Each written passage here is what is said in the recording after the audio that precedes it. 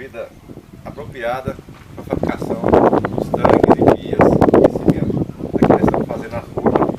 Agora vamos desenformar os tanques que fizeram ontem de tarde. Terminamos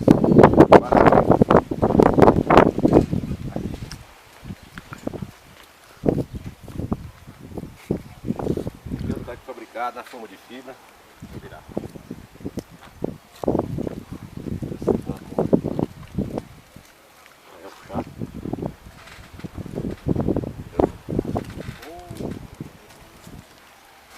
Forma de fibra, tanque de 3 bacias, beral alto, acabamento 100%. Tá lá.